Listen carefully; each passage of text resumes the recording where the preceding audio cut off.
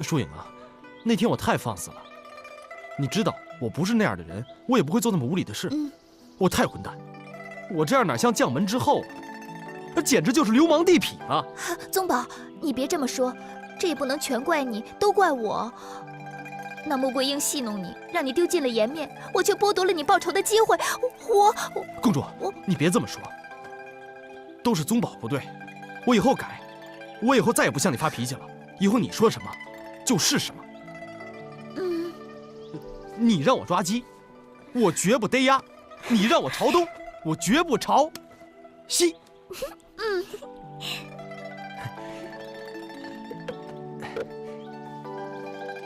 我听小王爷说啊，那穆桂英夜闯闺房，在你背上画了一个大大的癞蛤蟆。可恶，太可恶了，是可忍孰不可忍。宗保，你别生气，我已经告诉父皇了，父皇派兵讨伐木克寨，抓住那穆桂英，我要当众羞辱她。就该重兵讨伐。可是那些将官都是平庸之辈，他们肯定不是穆桂英的对手。要不这样，你请圣上，让宗保带杨家军前去，我保证，不出3日，我定生擒那妖女穆桂英。好。公主，你去啊！哎呀，现在就去！快去快去，现在就去！我在这等你。宗保啊，你不是来为我出气的吧？你是想讨回面子？出气和讨回面子是一码事儿，你何必咬文嚼字呢？杨宗保啊，杨宗保，你也太狡猾了吧！我差点入了你的套。真要是和你成了，哼，你还不把我耍晕了？赵淑英，我问你，你是纠正还是不纠正自己的过错？我父皇是一国之君，能为我左右吗？要不是你多嘴，我早就去木克寨了。我不管，现在你去说服他。可我不能出尔反尔。你去还是不去？就是不去。赵淑英，本将军可被你害苦了。哼！杨宗保，你好了，公主别生气了，你别跟他一般见识。那穆桂英不仅和朝廷对抗，拒绝交出降龙木，还潜入宫中，在公主身上画了一只癞蛤蟆。只要不铲平木克寨，抓住这个女妖，早晚有一天朕的性命也难保啊！圣上不必动怒，穆桂英是来斗气的，不是来伤害公主，更不会来伤害圣上。我听妃儿说过，那穆桂英对杨宗保有点意思，由此看来，他是把公主当成了情敌啊。杨宗保英俊潇洒，甚讨女孩喜欢，女孩妒忌，情有可原。通过这事儿，倒给圣上提了个醒儿。公主要和宗保真情投意合，这事儿也不能再不管不问了。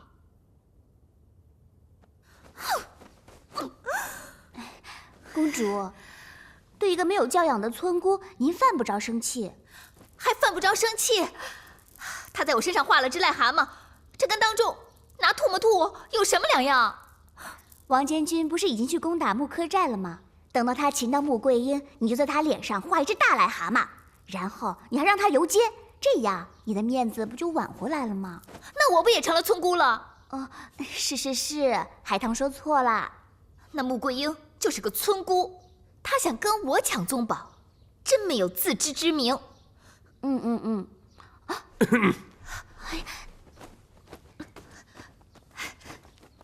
皇儿啊，父皇。哎，你们，下去。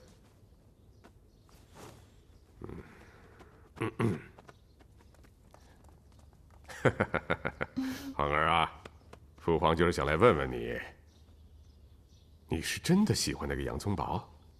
皇儿喜欢他干嘛？他什么都不懂，整天只知道舞刀弄剑的。皇儿跟他说了好多话，他都听不进，跟个白痴似的。那要是这样，那就没什么可说的了。父皇，父皇，其实宗保也不是什么都不好。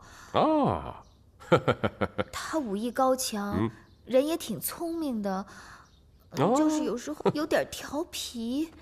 哦，其实他都18了，还跟个小孩似的。男孩子18都一样。但是父皇，皇儿以后好好开导开导他，他会好的。皇儿还是有眼光的。父皇，要是这样的话，我女儿喜欢杨宗保，那就烦劳皇兄去提亲。哎呦，怎么能说是提亲？应该说是赐婚。哎，不，此事非同一般，还是婉转点的好。哎，你去不要说朕让你去的嘛，你就说自己有想法，想找他们谈的。啊，用不着这么复杂吧？皇兄啊，你也知道太宗和朕做过一些对不起他们杨家的事，人家杨家还未必愿意和你联姻呢。佘老太君和杨延昭都不是狭隘之人，事情都已经过去了，不会再耿耿于怀。儿女联亲，大宋江山更加牢固。杨家手握重兵，圣上也不必为兵权之事担心了。这么好的铠甲送给宗保，老身代他爹娘和宗保谢谢王爷了。是啊，要说谢，该是本王。菲儿跟宗保学武，变了个人呐。过去他不是斗鸡、斗蛐蛐儿，就是玩鸟、养鸽子。现在除了练武，还研读36计呢。老身听宗保说过了，说小王爷呀，天资聪颖，一学就通。哎呀，这样下去啊，会是超过他的。宗保还一直夸赞小王爷围棋下得好。宗保说，小王爷让他几个子儿，照样赢他。下棋不是正事儿，上不了台面儿。不然，这下棋犹如排兵布阵呐，既要具备统揽全局的才能，还要有调动局部的敏捷。这可是习练兵法的基础啊！杨元帅过奖了。宗保呢，年轻幼稚不懂事，言语之中若有得罪，还望贤王和小王爷多多见谅。哎，宗保品格端正，甚得本王喜欢。如果说有什么遗憾的话，本王觉得他对自己的婚事考虑的有点迟了。宗保是杨家的独子，他该替太君、元帅和皇妹想想。宗保婚事是该早考虑了。您看看我这老糊涂，哎呀，把这么大的事情都给忘了。王爷，这马上就要出兵征战了，这个时候说这事儿恐怕来不及了吧？哦，何谈来不及呀？宗保和公主早就互相爱慕，只要老人捅破这张纸，不就成了？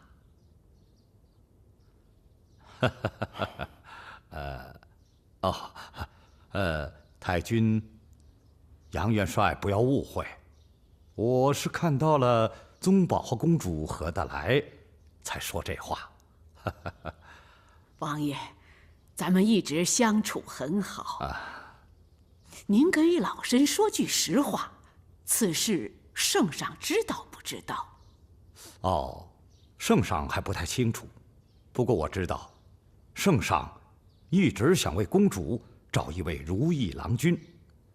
满朝文武大臣之子中，属宗保最出色。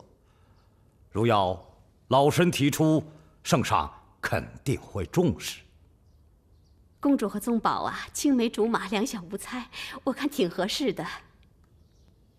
宗保和公主成亲，对皇家和天波府都好。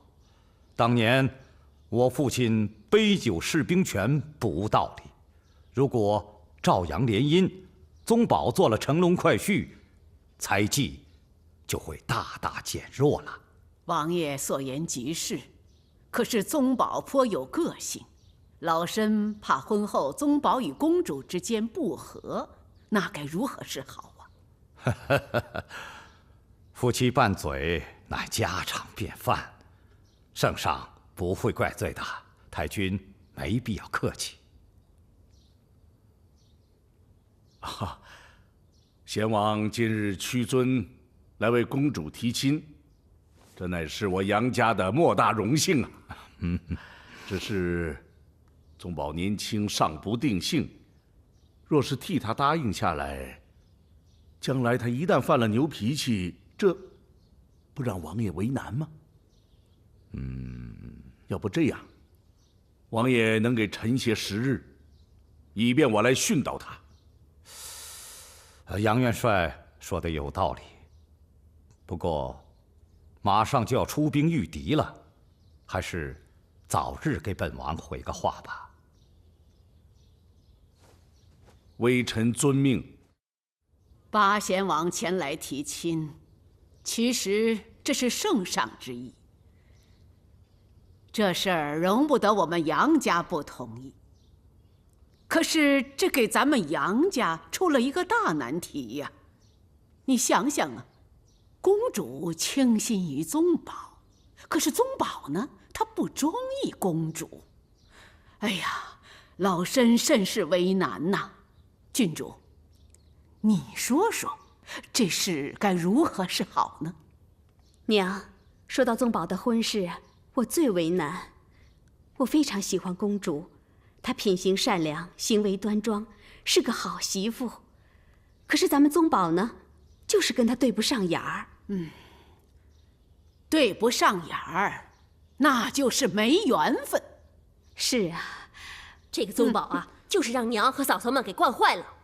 要是换成我的话，就不会有今天。过去的事儿就别提了。你有什么法子？我的办法很简单，不听话就打板子。反正他从小就怕我。八妹，你这个方法肯定不行。宗保都那么大了，再打就不像话了。再说了，他要是跟公主成了亲，公主不记恨你啊？要我说啊，让宗保和公主多接近，时间长了，宗保就能喜欢公主了。他俩在一块儿的时间还少啊。再说了，马上要出征了，这哪有时间呢？要不，咱们来个车轮大战，谁见谁劝，宗保招架不住就能同意了。宗保可不是个没有主意的人，你越劝他越跟你使反劲儿，我看还不如不劝呢。八妹说的对，宗保啊，确实让咱们给宠坏了。要不还是让六弟去劝说吧。对，还得我去说他，敢不听？哼，不听我动家法。你可千万别这样。宗保从小啊就被你训成了两面人，在你面前唯唯诺诺的，一转脸呀就闹翻了天。动家法肯定又是这个结果。娘，让六弟和郡主一块儿去劝，可能会更好。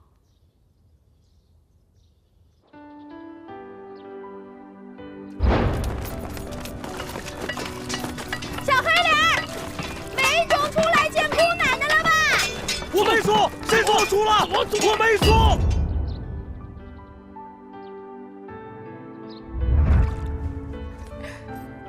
你大声点儿！驾！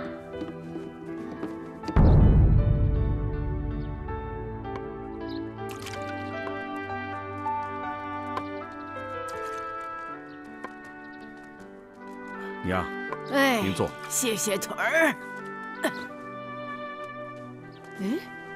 这孩子哪儿去了？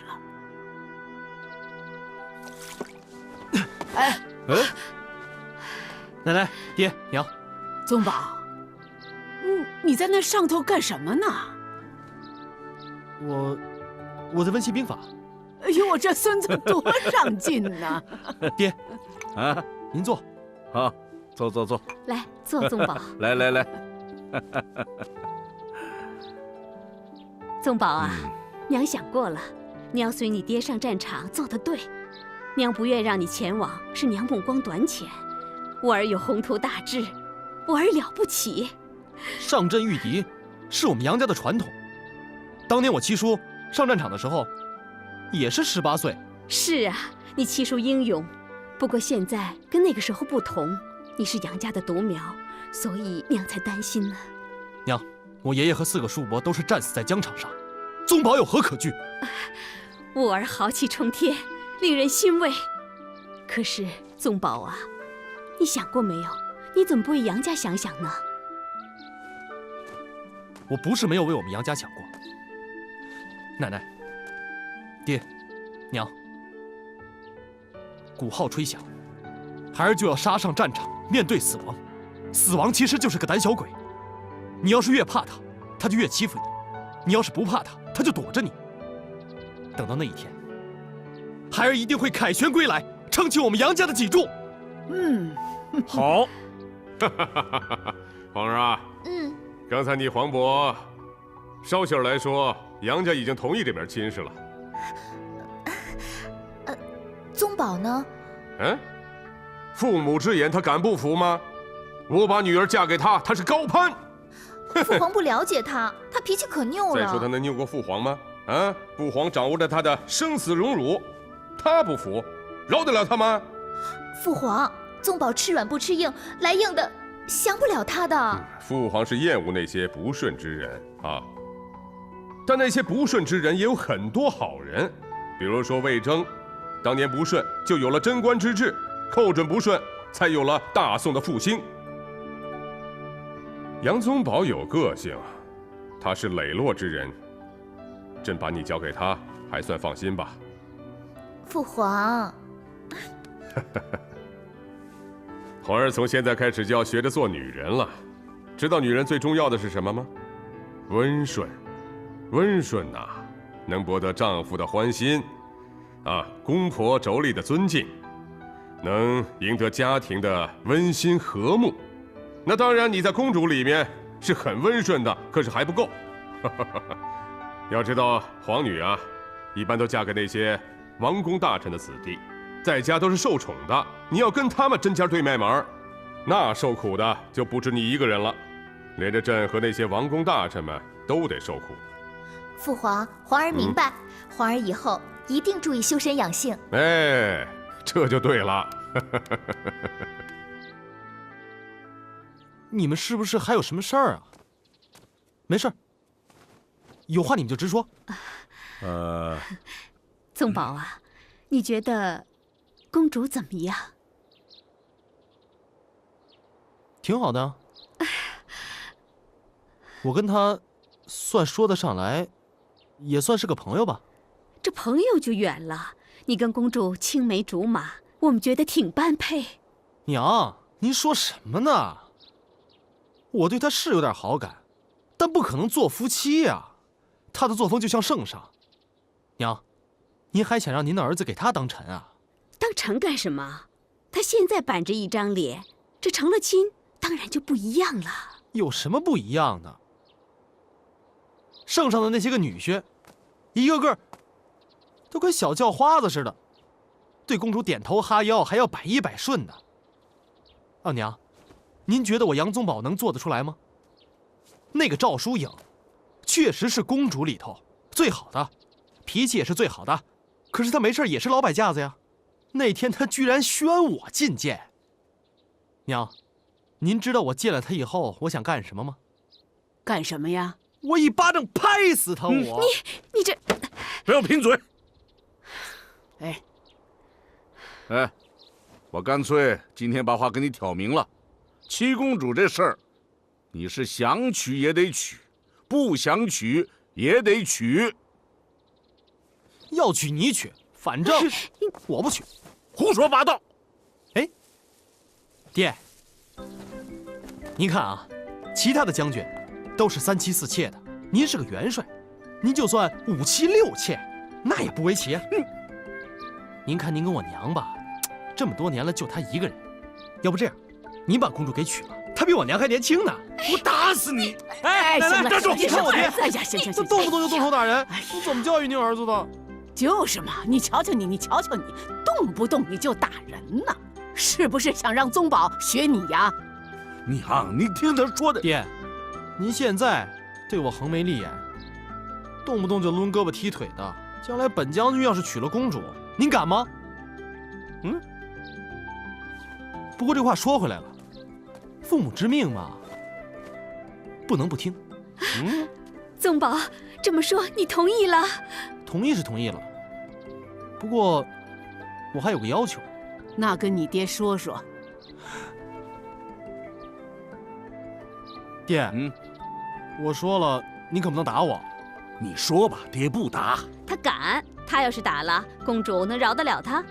那我就说了，我想等我成亲了以后再娶公主。你，哎呀，哎，我打死你！哎，爹，你说了不打我的。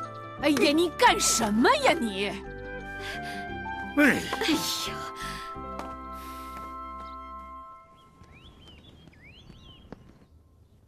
木柯寨油盐不进，拿不到降龙木，杨家就无法出征。辽军现在进犯边疆城池，危在旦夕呀！我上报圣上，替下王监军。哎，对，早该替下他了。他安营扎寨攻打木柯寨多少日子了，还没攻克呢。圣上已吩咐不让杨家插手，前去请令，会给圣上为难呢。可是娘，边关告急，可不能再拖了。要不咱不等降龙木了，咱们出征。不可，此降龙木乃是我宋军的精神支柱，没有它，我们豫辽的士气会低落。对，八妹，为了保住大宋，就必须先过木柯寨这一关，拿到降龙木。娘说的极是。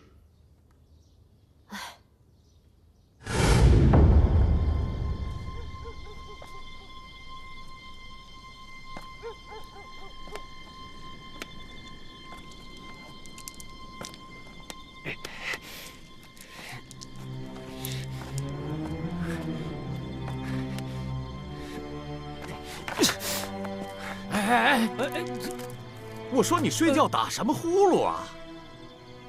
还踹石头？谁踹石头了？不是你踹的，是我踹的。不是你踹的，是谁踹的？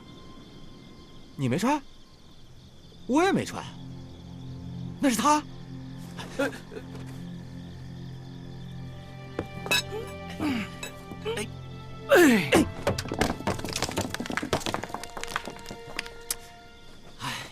没事儿啊，穆小姐小心得很，这么高的山，还不累死她？白天打仗，这晚上还要站岗，累死人了。嗨，你累什么？你累？我睡会儿，你站岗去。我也睡。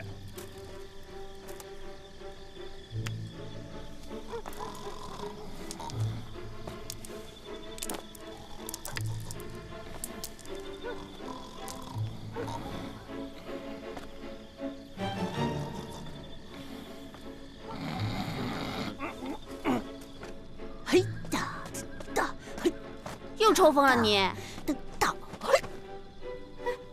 干嘛呀？这天儿黑的，怎么总是这么早啊？我哪知道？哎呀，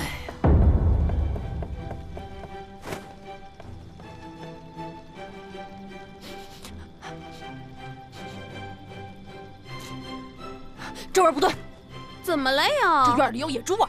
野猪味儿？轮到谁想吃肉，也轮不到你想啊！哼，你个死菜花啊！哼，还敢拦着我吃肉？哎呀！我哪敢拦着你呀？不过这话又说回来了，你说你说话粗声大气，长得膀大腰圆，你说你这么壮，要是再长肉的话，嘿嘿，你要干嘛呀，果果？小花花，不是你干嘛呀？嘿，放我下来！拦着我吃肉，嘿，你就得为此付出点代价。哎呀，小姐，你说这杨宗保怎么还不来？圣上下了令，他不会违命吧？本小姐再斗他几次，他准保来。哎呀，这都几次了，他还不来？这宗保，你怎么来了呀？说曹操，曹操就到了。quả然收了小孩玩的东西。别动！那个来人，放我下来！不好，小姐出事了！你真是个男人啊！快来人！小姐，小姐，小姐，宗保，你想杀了我不成啊？那好，那我今天就成全你。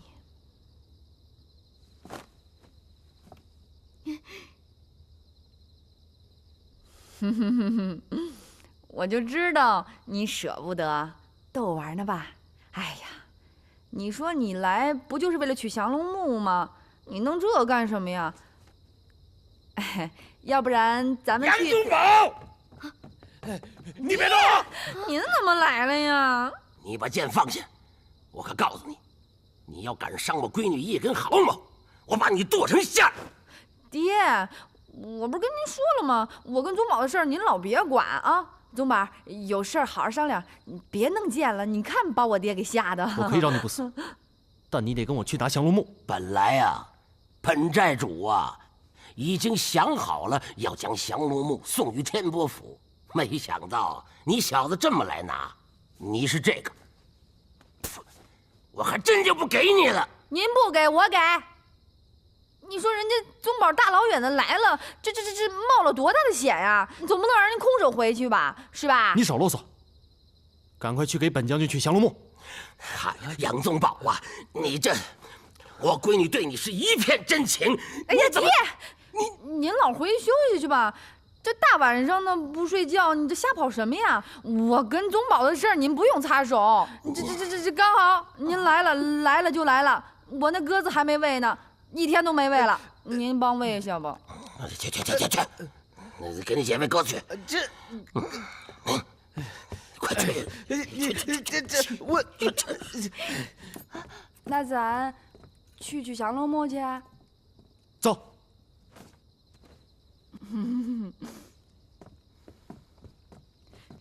别紧张，别紧张。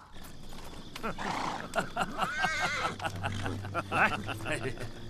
啊，来，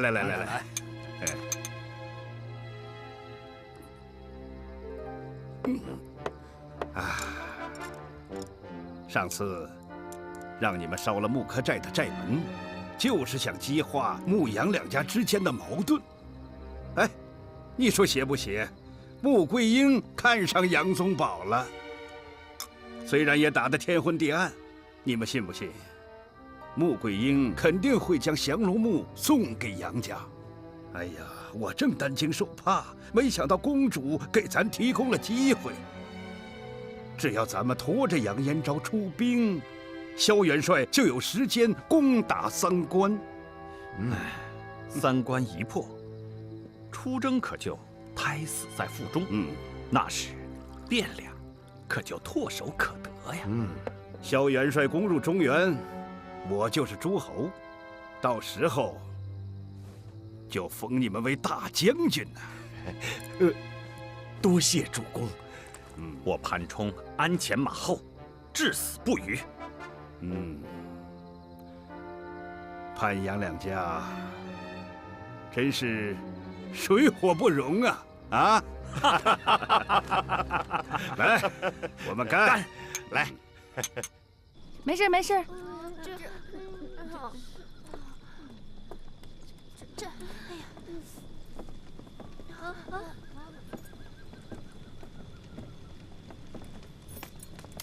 你看这大半夜的敲什么锣呀？你想吓死我呀？这把乡民吵醒了怎么办呀？走。让他们把刀都放下。哎，那这没听见呀？啊？收！哎，宗宝，你是怎么进木刻寨的呀？哦，是不是从崖上翻过来的？哎呀，那崖多高呀！这天这么黑，你这万一要一踩滑摔下来摔死了，你可是杨家的独苗苗啊！以后别干这傻事儿了啊！你不就是想要降龙木吗？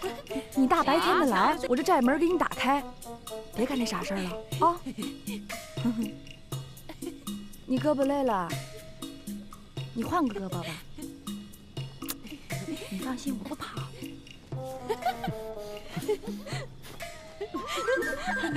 彩云，哎，这少将军呀，肯定渴了，去弄点水。好嘞。宗宝，我说实话啊，我以前呢总觉得你这个人徒有虚名，后来呢，通过今天晚上这偷袭，本姑娘对你的看法变了。了不起。哎，你说这宋将都像你这样，那公僚岂不易如反掌啊？小姐，水来了。没毒我。少将军，喝水。要本小姐亲自喂你啊？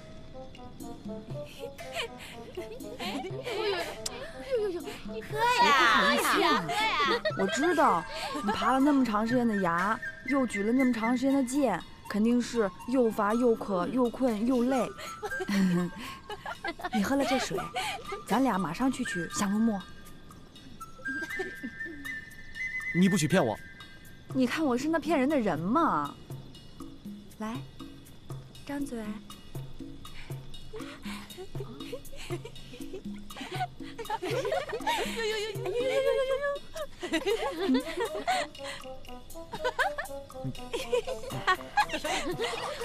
木果儿，到，小姐。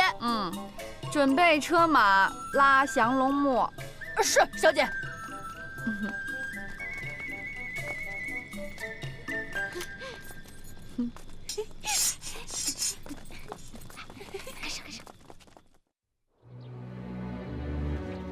哎呦，出什么事了？出什么事了？宗宝昨夜就出去了，宗宝从未彻夜未归，这到底是去哪儿了呀？不要再等了，赶紧去找啊！娘，我已经派人去找了。再去找，在家等着不是更心焦吗？娘，快去！元帅，小王爷，你可知道宗宝在何处啊？不知道。咱们分头去找。我向南，三娘你向西，哎，七娘八妹向北，孟娘俏菜向南。走。是。等等，走。快去！怎么了？宗宝肯定是去偷袭木刻寨了。小王爷，你是怎么知道的？我们俩关系那么好，我感觉肯定错不了。哎，很可能。娘，那丫头那么糟践我们宗宝，以宗宝的性格，这会儿可能去报仇了。这个孽子！木刻寨防守森严，怕宗宝凶多吉少。宗宝，郡主，我看还是去找王监军帮忙吧。要去，咱俩一块去。好。走可。娘，这王监军包围木刻寨，久攻不下，这种打法也颇为奇怪啊。那我们就去把少将军救回来。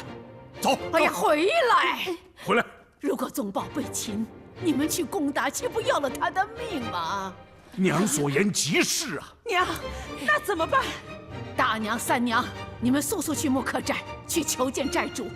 如果宗宝被擒，请他万万手下留情啊！儿媳明白，明白。老太君，娘，老太君，老太君，别着急。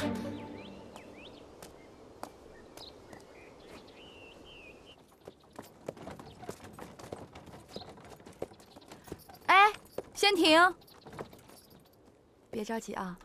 彩云啊，哎，你给我笔墨伺候，本小姐要在降龙木上题字。是。木瓜，瓜树皮。哎。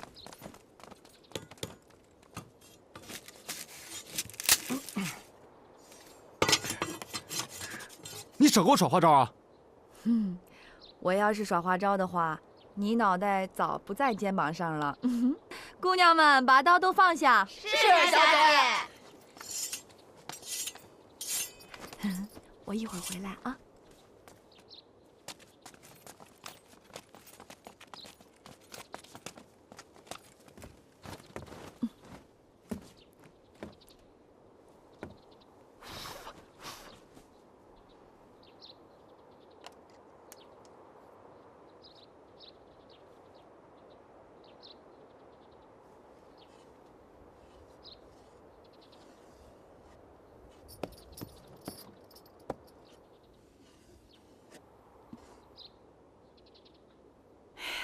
漂亮！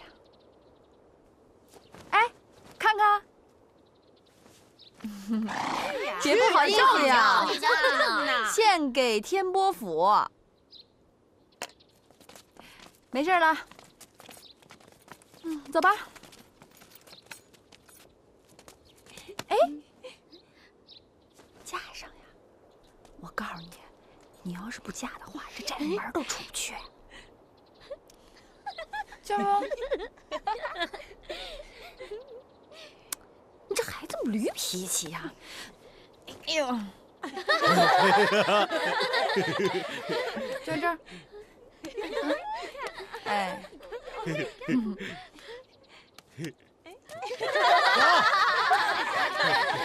手不酸吗？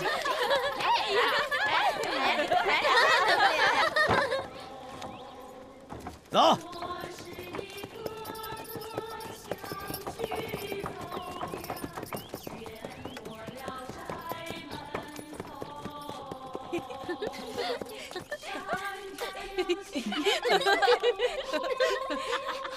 又走了，放手，还给我！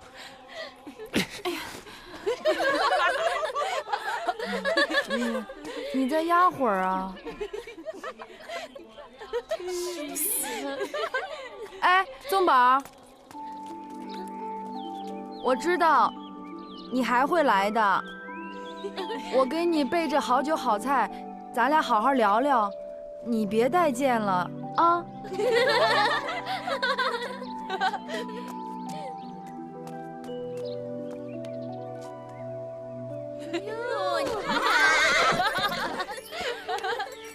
这，小姐你放心，我一定看好她。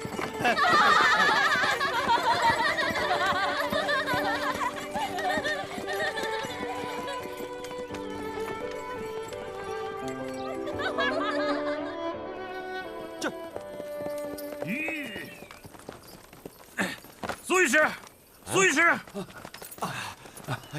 潘将军，怎么回事？你看，你看，